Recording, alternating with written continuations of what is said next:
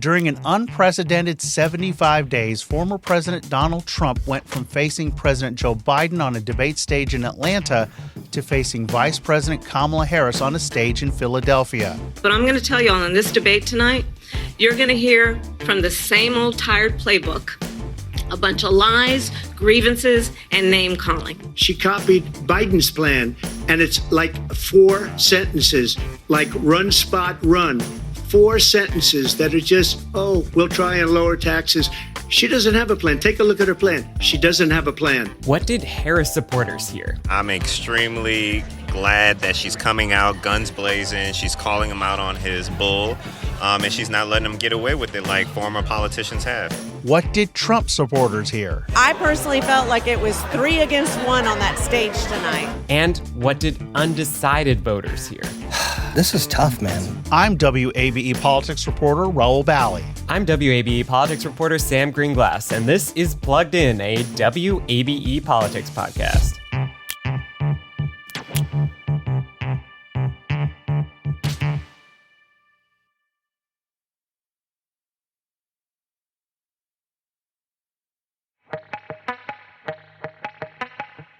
So, Sam, I am so excited to welcome a new voice to the show, a name our audience may know, our producer, Brendan Rivers. He helped us out on our debate night coverage across Metro Atlanta. Brendan, you went to a watch party hosted by the Trump campaign. Set the scene for us. So the Trump watch party was at Adventure Outdoors, which is this massive gun store in Smyrna. If you've never been, it's like the size of a Walmart or a Target. On their website, they say they have over 130 yards of gun counters, and they keep more than 18,000 guns in stock. The second floor event space where the watch party was held is called Wallace Hall.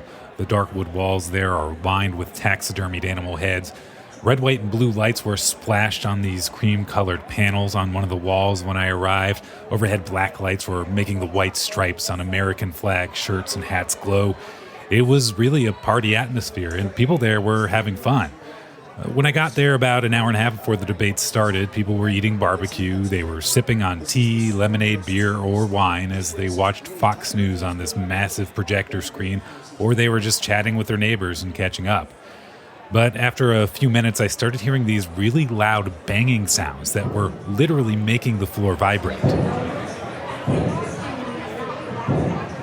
So Raul did give me a heads up that this place was huge. But it turns out he forgot to mention that Wallace Hall is directly above a 17-lane gun range. Now, the shooting did stop well before the debate started. Brendan, this sounds like quite the scene. And, I should also point out that some Democrats were really critical of the selection of this backdrop. This is a regular stop for Republican candidates, but Democrats were noting that this was just less than a week after a deadly school shooting at a high school in Winder, Georgia. But Brendan, I wonder if you could tell me about one conversation you had with a voter at this event that maybe surprised you or was illuminating in some way. Yes, so what really caught me off guard while I was there was that 2 of the Trump supporters that I spoke with said that they actually worked or volunteered for Barack Obama's presidential campaign.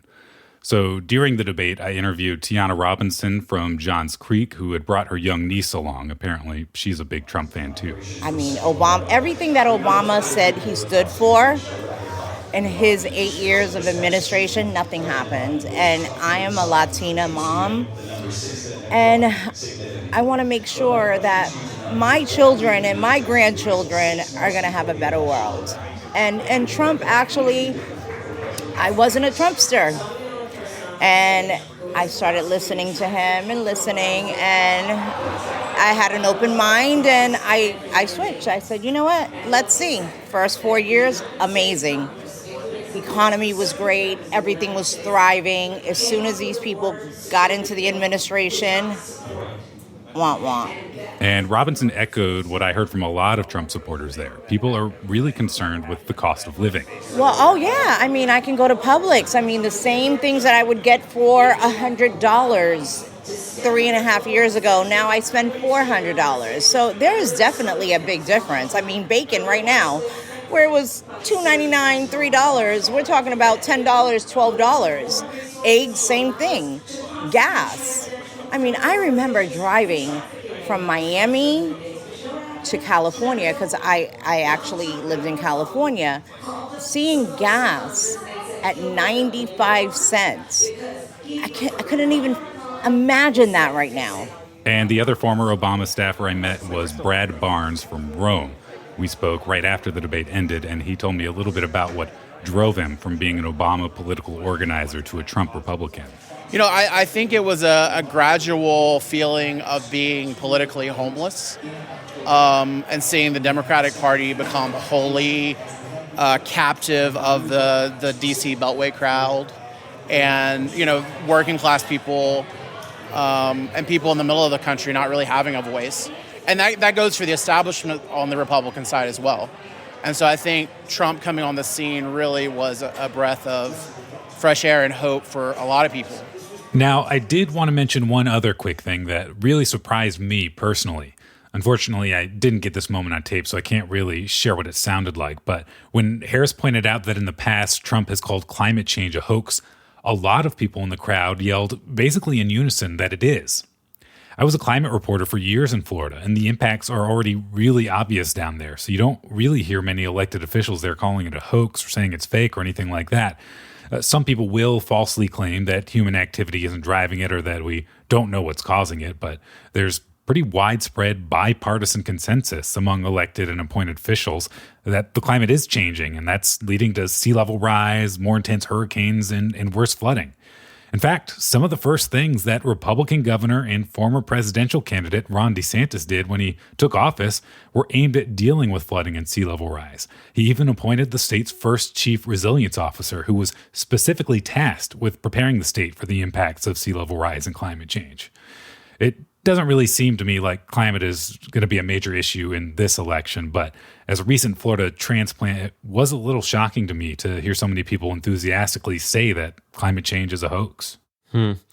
Raul, you hung out with Democrats who I imagine had some different thinking about that particular question, but tell me what that gathering was like. So let me take you down the road from where Brendan was back into Atlanta and the Old Terra Theater, one of Atlanta's really cool old venues where you can see, standard first run movies, throwbacks, but also some movies you don't normally see. And of course, it hosted the Harris Campaign Watch Party. They had campaign swag out, campaign signs, plenty of popcorn because it is a movie theater. As for the debate, this crowd really had a wide range of emotions throughout the debate. And most of it was actually aimed at former President Donald Trump. Sometimes folks yelling at the screen, but also laughter. And a perfect example of that moment was when the former president falsely claimed that Haitian immigrants were in an Ohio town stealing and eating the pets of residents. They're eating the dog.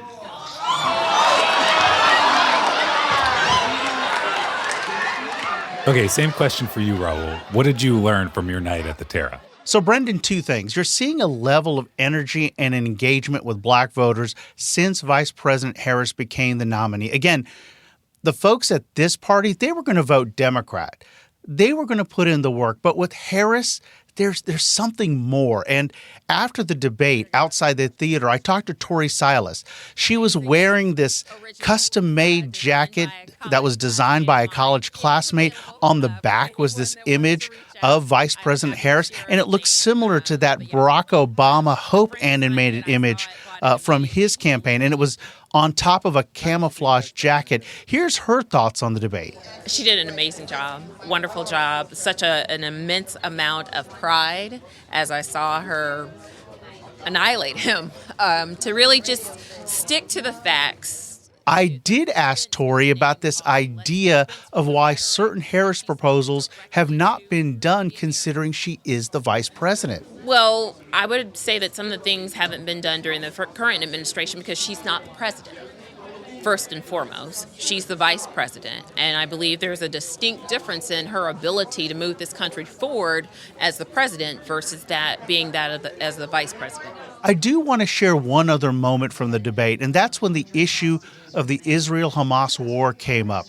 The room went completely silent. Look, this is one of those issues I'm watching when it comes to some Democrats and liberals who may decide not to vote or even vote for another candidate on the ballot. Time for a break. You're listening to Plugged In, a WABE Politics Podcast.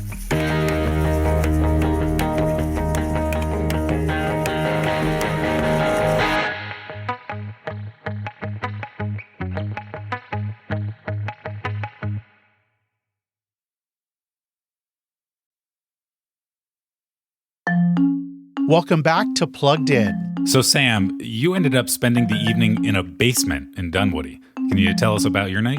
I love a good watch party, but as you know, you're talking to people who have made up their minds a long time ago and not necessarily the target audience the candidates are speaking to in these debates. So I wanted to watch alongside one of the few but crucial undecided voters in Georgia. I met Cameron Llewellyn back in 2022 as he was watching his son's baseball game. And back then he told me he was splitting his ticket between Democratic Senator Raphael Warnock and Republican Governor Brian Kemp. In 2016, Llewellyn voted for Trump. In 2020, Biden. So I wanted to know, what about now? And it turns out Llewellyn was still undecided, and he was hoping the debate would make his choice more clear. So I joined Llewellyn at his home. It's a yellow colonial on a cul-de-sac in Dunwoody. Llewellyn's a father of 3 kids, and the debate, it was past all the kids' bedtimes. Okay, love you. Give me kisses. Mwah. Love you. So after they went off to bed, Llewellyn decamped to the basement, where he cracked a fizzy drink and settled into a cream couch across from a big screen TV and a box of pizza. That's like sausage and red bell peppers. Ooh, and that's like a calzone. Then Llewellyn grabbed a scratch piece of paper and a clipboard so that he could take notes in Sharpie. On one side where I got Trump, other side I got Kamala. Okay, Sam, so tell me more about how he was thinking going into the debate. So Llewellyn says he soured on Trump as his presidency grew so chaotic he began to fear for the stability of the government. But Llewellyn had some reservations about Harris, too. She didn't earn my vote. She just was basically anointed because she was the vice president, second in charge. And that effort to earn Llewellyn's vote was not going well. A few minutes into this debate, Llewellyn bristled at Harris's response on whether Americans are now financially better off than they were 4 years ago. If my child took this long to tell me the answer to a question, we would have a problem. But then Trump began to veer, repeating a debunked story about migrants in Ohio, that one you mentioned earlier, Raul. Hold on, bro. Did he just go, they're eating the dogs, they're eating the cats? And when the moderators asked whether Trump had any regrets about his actions during the January 6th attack on the U.S. Capitol... This matters. Remember I was talking about January 6th, Llewellyn groaned at Trump saying all he did was give a speech. As I think about it, it makes me upset and angry, right? Because I think that's crap. Like, you take responsibility. So where did Cameron end up landing? Has he decided? So over the course of the debate, Llewellyn began warming to Harris. He says her plans to speed the construction of new homes and offer tax incentives for launching small businesses felt promising, though he did want more details on them.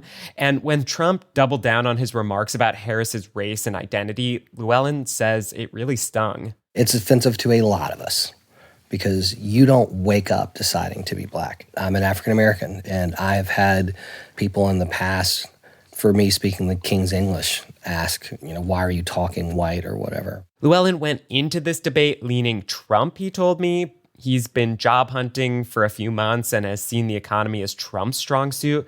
But now he says he is more likely to vote for Harris. But if the economy takes a turn for the worse this fall, Llewellyn says he will reevaluate his vote. 1,000%. I want a president that's going to be really favorable for small businesses, because that's how I could ultimately leave a legacy for my family.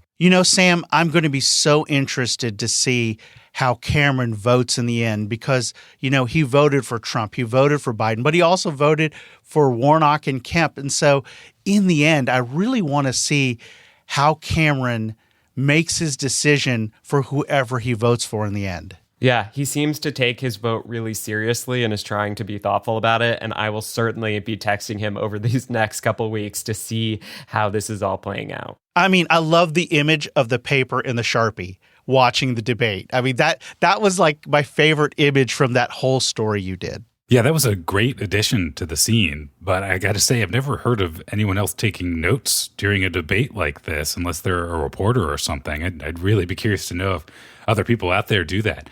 But anyways, it's been about 2.5 months now since that first general election debate between Trump and President Biden here in Atlanta. I'm curious to get both of your thoughts on what's turned out to be a really unprecedented election season. You know, there's the famous movie and book, Around the World in 80 Days. We could literally do that with this race. I mean, look, you've heard us use the word historic on this podcast, but we really are covering historic times. This is all going to be stuff that's going to be in history books years from now, and kids and grandkids are going to ask, what was it like? So, that's really all I can say is it's historic. And, our undecided voter, Cameron Llewellyn, kept talking about an October surprise and how, his vote is not set in cement yet because stuff could still happen between now and Election Day.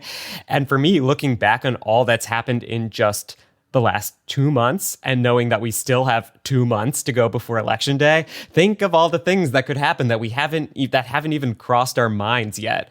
And at this point, events being boring and normal is actually a little more surprising than unprecedented. Yeah, Sam, and that was a thought that I heard from several people I spoke with at the Trump Watch party.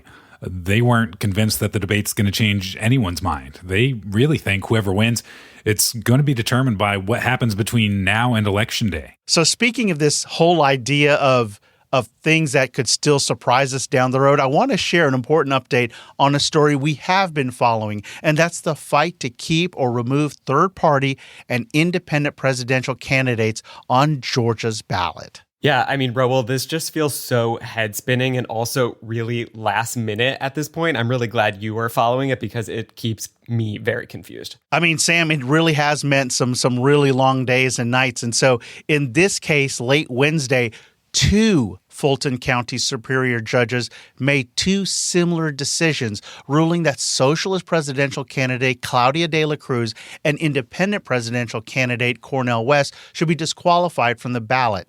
Here's where it gets messy. The judge in the West case said it would be acceptable to leave Cornel West on the ballot. Signs go up in polling places that say, if you vote for him, it's invalid, and if someone does, those votes aren't counted. While the judge in the De La Cruz case says, basically to me, y'all go figure it out, but get her name off the ballot, including reprinting ballots. And in some cases, there have been some ballots that have already been printed here in Georgia. Of course, all of this can be appealed to a higher court. There's also a case involving Green Party nominee Jill Stein as well. But as for now, she's on the ballot along with the Libertarian candidate for President Chase Oliver. Again, why is all of this important? Here in Georgia since 2004, the only candidates on the ballot have been a Republican, Democrat, and Libertarian. And what's notable about these Democrat-backed challenges is that they involve candidates that could attract votes that could go to Vice President Kamala Harris, including those voters I mentioned earlier that are frustrated over the White House's response to the Israel-Hamas war. So just to sum up, we could end up in a posture where you have candidates who will be on the ballot, but they're not qualified to be on the ballot, so anyone could fill in for them, but those votes won't count. Absolutely, Sam. Okay, so one more thing I've got to raise before we go. Republican House Speaker John Burns put out a slate of policy proposals in response to the deadly school shooting in Winder, Georgia last week. Democrats have been calling for new restrictions on guns like universal background checks and red flag laws, but Raul, what's Burns proposing? Look, we just got this a few minutes before we began taping, and we are just beginning to dig in. But broadly, these proposals focus on expanding access to mental health care for young people and looking at new technologies that could prevent people from bringing guns into schools, commonly referred to as school hardening. Also, it looks at increasing penalties for people who make terroristic threats directed at schools and to pass incentives for safe gun storage. Those incentives were in a bipartisan proposal which passed the state House last session but did not come up for a vote in the state Senate. I think Republicans here realize they have to take some action. Democrats have been amping up the pressure since Winder. And, I got a press release in my inbox from Deborah Silcox, a Republican state representative facing a tough re-election in a swing district in the suburbs north of Atlanta. And she wrote, quote, "Like many of you who have contacted me in recent days, I believe our kids deserve better. And that's why I continue to work for parents and students to enhance school safety. I'll continue to be an independent voice in Georgia State House, working across traditional party lines to pass common sense gun safety legislation that saves lives." I think it is telling, Raul, that we're hearing from a swing state, vulnerable state representative who's trying to make it clear that she is taking action here. I imagine her Democratic opponent would quibble with some things in that statement as they push for even more sweeping changes to Georgia law. Well, that's all the time we've got for this edition of Plugged In, a WABE Politics podcast. Hey, Brendan, thanks for joining us. Plugged In is a production of the WABE Politics Desk. Our producer is Brendan Rivers. Our managing editor is Alex Helmick. And if you appreciate this podcast, subscribe and leave us a rating. It really does help. Please do it. Thanks for listening.